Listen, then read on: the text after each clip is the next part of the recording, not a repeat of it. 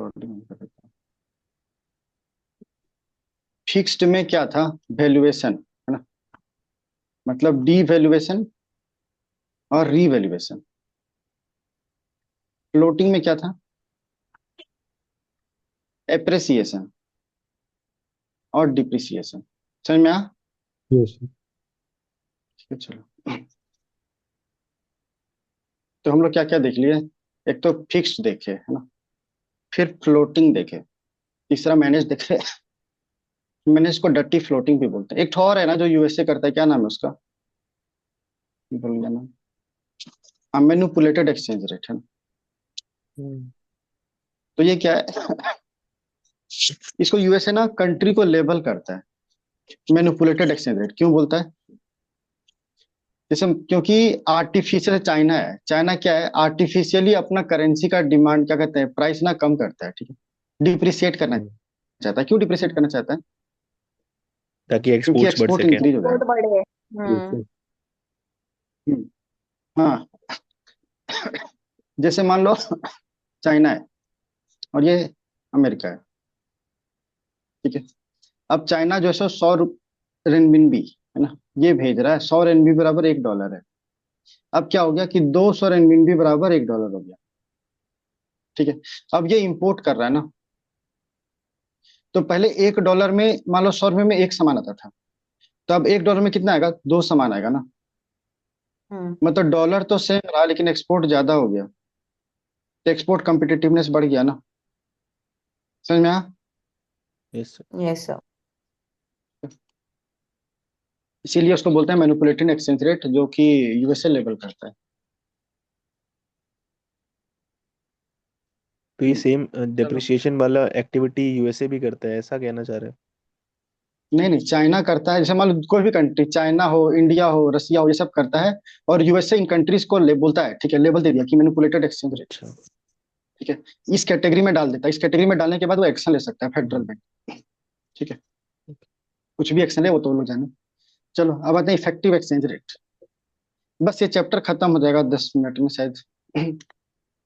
तो बस 10 मिनट तो होल्ड कर लो, ठीक है। इफेक्टिव एक्सचेंज रेट, है ना, मतलब क्या हुआ, यहाँ 1000 रुपये है, और मान लो हम ट्रेड कर रहे हैं कि सही, हम लोग का ट्रेडिंग पार्टनर कौन है? जैसे यूएसए है तो डॉलर, चाइना है तो रेनमिनबी,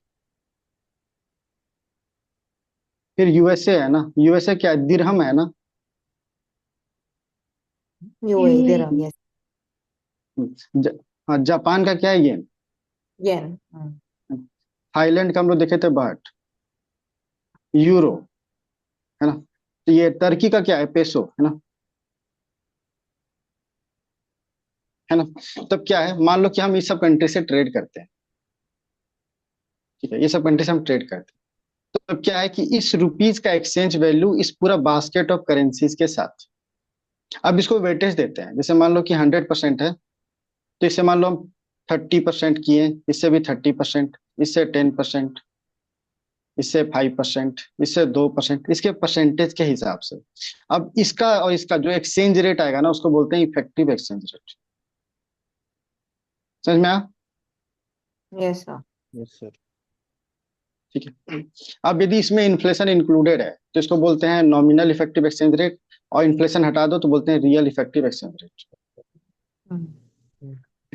पीवाईक्यू जब बात करेंगे उसमें बात कर लेंगे। वैसे वो क्वेश्चन छोड़ने वाला ज्यादा था, बनाने वाला कम।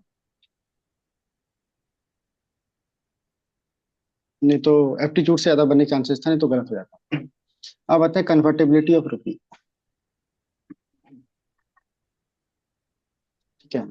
मतलब क्या हुआ कि होम करेंसी से दूसरी करेंसी, है ना, अदर करेंसी में हम लोग कन्वर्ट कर रहे हैं, यही हुआ ना मतलब। हम्म। यस। ठीक है। तो देखो दो तरह से हो सकते हैं, बीओपी दो पढ़े थे ना, एक तो करंट और दूसरा राइट। कैपिटल, है ना। करेंट अकाउंट कन्वर्टेबिलिटी और यह कैपिटल अकाउंट कन्वर्टेबिलिटी, इतना ही था ना, ठीक है। यस। तब यहाँ पे एक करेंसी से रुपीज से डॉलर में फ्रीली कन्वर्ट कर सकते हैं कि नहीं, वो कहलाया करंट अकाउंट कन्वर्टेबिलिटी, ठीक है, बिना कोई रिस्ट्रिक्शन का। तो इंडिया में full current account convertibility allowed है, ठीक है। समझ में आया ये? अब यस। आते यस हैं sir. Yes sir. Capital account convertibility. मतलब क्या है, फॉरेन असेट है, इसको डोमेस्टिक एसेट में कन्वर्ट कर सकते हैं कि नहीं? कैसे करेंगे फॉरेन एसेट को डोमेस्टिक एसेट में? परचेज करके, है ना, खरीद लिए उसको। हम्म ठीक है। तो क्या है, जब भी मान लो फॉरेन एसेट है और उसको हम खरीदना चाह रहे हैं, तो क्या होगा, रुपीज से डॉलर ट्रांजेक्शन होगा, है ना, या डॉलर से रुपीज, जो भी हो, यूरो, कुछ भी हो सकता है ट्रांजेक्शन, है ना। तो यहाँ पे लार्ज अमाउंट में ट्रांजेक्शन होगा, है ना। हम्म ठीक है। तो यदि ये फ्रीली हो तो इसको बोलते हैं कैपिटल अकाउंट कन्वर्टेबिलिटी। लेकिन इंडिया फ्रीली अलाउ नहीं करता, हम लोग partial capital account convertibility allow करते हैं। ठीक है, ये पार्शियल है मेरा। अब इसको बहुत बार उसमें रिकमेंडेशन आ रहा था कि फुल काउंट, ये full capital account convertibility allow कर देना चाहिए। ठीक है। इसके लिए कमिटी बैठाए थे, नाम था तारापुर, हम्म तारापुर कमेटी। यस यस बराबर। इसने बोला था ग्रेजुअल करने के लिए। यहाँ समझ में आया यहाँ तक? yes sir yes sir. Yes. चलो। अच्छा, मैंने कुछ कुछ कमेटी का नाम पीछे बोलना भूल गया हूँ, तो नोट्स में लिखा हुआ है, देख लेना, मुझे याद भी नहीं है कौन से टॉपिक में क्या बात करना चाहती थी। खाली कमेटी का नाम भूल गया हूँ मैंने, वो शायद साहू कमेटी था। हम्म हाँ शायद यही, इसी का नाम कहीं लेना भूल गया था। ठीक है, दो तीन जगह लगेगा इसका नाम। अब आते हैं इंटरनेशनलाइजेशन ऑफ करेंसी। ठीक है, इंटरनेशनल ऑफ रुपी करेंसी क्या, कब बोलेंगे इंटरनेशनलाइज हो गया है? जब मान लो यूएई गए और हम रुपी से कुछ खरीद पाए, हम्म है ना, मतलब यूज कर रहे हैं बियॉन्ड द बॉर्डर, है ना।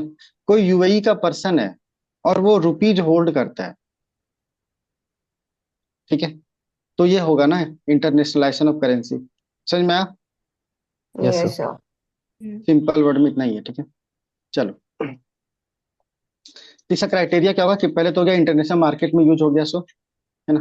और कब होगा, जब इजीली कन्वर्टेबल हो, रुपीज से डॉलर इजीली कन्वर्टेबल होगा तभी तो स्टोर करेगा ना, कन्वर्टेबल नहीं तो स्टोर क्यों करेगा वो। हम्म ठीक है, चलो। अब आते हैं स्पेशल नॉन रेसिडेंट रुपी अकाउंट, है ना। देखो नाम ही जो है वही काम भी है। ठीक है, नॉन रेसिडेंट का अकाउंट है, वो भी रुपी में। ठीक है, मतलब कोई भी रेसिडेंट जो कि बाहर में रहता है, वो अपना अकाउंट खोला है इंडिया में, ठीक है, रुपीज में। भाई क्यों क्यों क्यों खोलेगा, क्योंकि बिजनेस पर्पज से खोल सकता है ना, हम्म फॉरेन इन्वेस्टमेंट किया हो तो, ट्रांजेक्शन किया हो तो। ठीक है, तो उसी को बोलते हैं स्पेशल नॉन रेसिडेंट रुपी अकाउंट। ठीक है, इसमें तो कुछ है नहीं। अब आते हैं वोस्त्रो अकाउंट और नोस्त्रो अकाउंट। तुम लोग बताओ वोस्त्रो नोस्त्रो क्या होता है? चलो वोस्त्रो अकाउंट देखते हैं। जैसे मान लो अभी क्या हुआ था, रसिया और इंडिया ट्रेड करना चाह रहा था, लेकिन वो स्विफ्ट तो था नहीं, हम्म है ना। तो हम लोग बोले कि रुपी में ट्रेड करेंगे। कैसे रुपी में ट्रेड करेंगे? तो इंडिया में एक बैंक है यूको बैंक। ठीक है, अब रसियन बैंक आया यहाँ से, ठीक है, और यहाँ पे अपना एक अकाउंट खुलवा लिया। ठीक है, और अकाउंट जो खुलेगा वो रुपी अकाउंट में खुलेगा। समझ में आया? तो इस बैंक को, ये अकाउंट जो खुला है, इसको बोलेंगे वोस्त्रो अकाउंट। हम्म ये समझ में आया? Yes yes sir. sir yes sir. Domestic bank में खुला, डोमेस्टिक करेंसी में, बस खुलवाने वाला बाहर से आया था, है ना। तो ये हो गया हम लोग के लिए वोस्त्रो अकाउंट। ठीक है, और इसके लिए क्या हुआ, रसिया के लिए नोस्त्रो अकाउंट। नॉस्त्रो। हम्म ठीक है, चलो। अरे वो गाना किसी ने सुना है क्या, फिर जिंदगी ना मिलेगी दोबारा? उसमें ना वो वोस्त्रो वोस्त्रो करे गाना है, भूल गया मैं, काफी पहले सुनता था। कोई ये मूवी तो नहीं नहीं देखता पता। क्या? देखी तो है जिंदगी ना लेकिन मिलेगी गाना दोबारा नहीं का। मिला। अरे वो वहां पे जा करके डांस करता है ना, ऋतिक रोशन वगैरह। अच्छा ठीक हाँ है, समझ चलिए। गया। बात है। ठीक है, अब आते हैं कंटिन्यूअस लिंक्ड सिस्टम। ठीक है, देखो ये क्या है, ग्लोबल सिस्टम है। ठीक है, कि फॉरेन करेंसी सेटलमेंट के लिए, ठीक है, फॉरेन करेंसी ट्रांजेक्शन हो रहा है जो, उसका वो फॉरेन करेंसी ट्रांजेक्शन का सेटलमेंट के लिए कंटिन्यूअस लिंक सिस्टम का यूज करते हैं, और अब इसमें रुपी को इंक्लूड कर लिया गया है। ठीक है, इसीलिए न्यूज में था। समझ में आया? यस बस सर। इतना ही जानना है। अब आते हैं गोल्ड बैक्ड करेंसी, है ना, ये तो बता दिए ना हम लोग। हम्म कौन इशू किया था gold back? Zimbabwe. Zimbabwe. Zimbabwe, हाँ। क्या था? ठीक है, चलो इस तरह से ये चैप्टर खत्म होता है। आज मैंने काफी स्पीड में पढ़ाया, एक बार दोबारा देख लो। एक आईएमएफ वाला इसमें नहीं होगा क्या? इंटरनेशनल इंस्टीट्यूशंस कराऊंगा। ओके। उसमें IMF सब आ जाएगा, WTO वगैरह, Brayton would conference, world bank, सब बताना पड़ेगा ना। हाँ।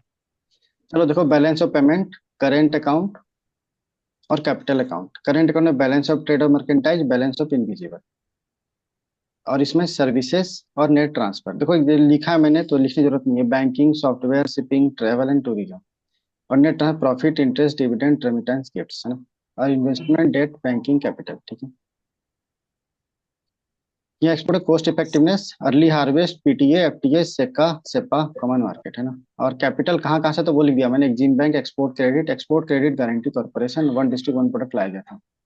फिर अर्ली हार्वेस्ट स्कीम, कि स्मॉल एग्रीमेंट है फुल ट्रेड से पहले, प्रेफरेंशियल ट्रेड एग्रीमेंट। ठीक है, अच्छा मैंने ये छोड़ दिया यार, GSP। तो ठीक है, देख के ही पढ़ा देता हूँ, क्या सब मिनिमाइज करूँ। Generalize system of preference. ठीक है, तो UNCTAD के अंदर आया था। ठीक है, फुल फॉर्म क्या होता है? UN conference on trade and development, ये होगा ना। ठीक है, यस सर। इसके अंदर आया था। क्या है कि कोई डेवलप्ड कंट्री है, ठीक है, और एक डेवलपिंग कंट्री है, तो ये वॉलेंट्रीली है। ठीक है, क्या है ना कि मान लो डेवलपिंग कंट्री कुछ इसको एक्सपोर्ट कर रही है, ठीक है, तो अब इसके लिए ना टैरिफ कम करवा सकता है ये, ठीक है। डेवलप कंट्री बोली कि तुम्हें कम टैरिफ देने का जरूरत है, तो इसी को बोलते हैं जनरलाइज सिस्टम ऑफ प्रेफरेंस। ठीक है, लेकिन ये तब मिलेगा ना जब हमको यहाँ रूल ऑफ ओरिजिन प्रूफ हो। मतलब जो एक्सपोर्ट कर रहा है उसको दिखाना पड़ेगा कि यहीं से ओरिजिनेट हुआ है। ठीक है, ऐसा नहीं कहीं और से मंगाए और फिर इसको रीप्रोसेसिंग करके दोबारा भेज दिए पैकेजिंग करके। ठीक है, तो रूल ऑफ ओरिजिन होना चाहिए, तो लोअर टैरिफ मिलेगा ताकि इसका एक्सपोर्ट बढ़ सके। और इन अ वे डेवलप्ड कंट्री जो है डेवलपिंग कंट्री का हेल्प कर रहा है ना, ग्रोथ में। तो यही था। और एक चीज और कि इंडिया का जो 40% जो एक्सपोर्ट होता है ना यूरोपियन यूनियन में, वो GSP के अंदर ही होता है। ठीक है, USA तो विड्रॉ कर लिया है ना। ठीक है, यही होगा, और तो कुछ इसमें लगता सिक्सटी नहीं मुझे परसेंट क्या वाले। होता है? 40% जो इंडिया का एक्सपोर्ट है यूरोपियन यूनियन में, वो GSP के अंदर है। चल देख लो यहाँ पे, UN कॉन्फ्रेंस, वॉलेंट्री, ठीक है, लोअर टैरिफ डेवलपिंग कंट्रीज के लिए। फिर रूल्स ऑफ ओरिजिन, अच्छा ये भी है, unilateral custom duty preference schemes को ये भी बोलते हैं। ठीक है, कि वही जो मैंने 40% of India export to EU under GSP। ठीक है, फिर फ्री ट्रेड एग्रीमेंट, सेका, है ना। देखो भाई, कंसेशन में मोस्ट है, कॉपीराइट, इन्वेस्टमेंट प्रमोट करता है।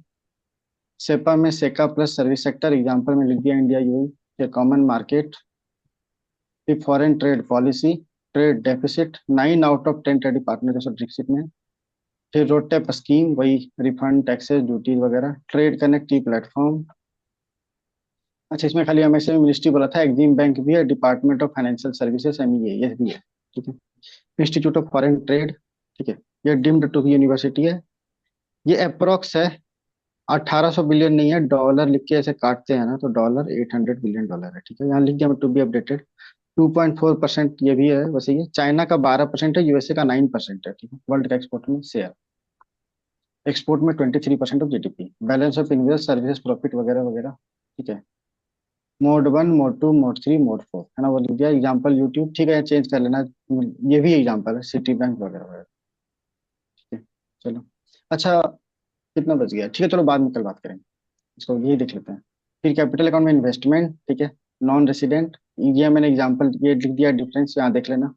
RBI once FDI always FDI, DPIT, ठीक है, automatic route, government route, non debt creating. देखो यहाँ लिखा है मैंने, लार्जली नॉन डेट क्रिएटिंग, मतलब कुछ तो होगा ना जो डेट क्रिएटिंग भी हो सकता है ना। फिर फॉरेन इन्वेस्टमेंट फैसिलिटेशन पोर्टल। फिर गाइडलाइन कौन निकालता है, तो फेमा एक्ट के अंदर में, प्रोहिबिटेड किसमें है। फिर ट्रेंड, अच्छा ये महाराष्ट्र, गुजरात, कर्नाटका, ये मैंने छोड़ दिया था। ठीक है, कोई दिक्कत नहीं है, इकोनॉमिक सर्वे आएगा तो चेंज होगा, ये पता नहीं क्या होगा, उसमें देखेंगे। फिर equity share, preferential share, debenture, convertible bond, foreign currency convertible bond. फिर डिपॉजिटरी रिसिप्ट, खाली मैंने यहाँ ये नहीं लिखा है, P नोट्स है ना, उसको देख लेना अपना। बाकी एफपीआई, तो FI, UFI, voluntary, fully accessible, medium term framework. ठीक है। डेट, सॉवरेन, एक्सटर्नल कमिशन, अच्छा ये छोड़ दिया था, देखो यहाँ पे था ना Sahu committee. Hmm. Masala bond, फिर banking capital, FCNRA, FCNRB, reserve charge, exchange rate, Griffin का डायलेमा, ट्रायंगुलर ट्रेड सिस्टम, है ना, Britain, India, China, dollar, DPI का स्पेशल रंग, राइट, वगैरह वगैरह। ये फिक्स्ड, फ्लोटिंग, मैनेज्ड, अच्छा मार्केट स्टेलाइजेशन भी छूट गया था, क्या होता है मार्केट स्टेलाइजेशन? मार्केट में स्टेबलाइजेशन करने के लिए, एक्स्ट्रा लिक्विडिटी जब आ जाती ठीक है है। तो। तो क्या है कि हाँ, जैसे मान लो कि इंडिया है ना, अब इंडिया में कैपिटल बाहर से आया, देखो एफडीआई लाया है ना, एफडीआई लाया तो क्या डॉलर लाया होगा? डॉलर ज्यादा हो गया, रुपी कम, ऐसे ही हुआ ना। ठीक है, मतलब मनी मार्केट में ज्यादा हो गया।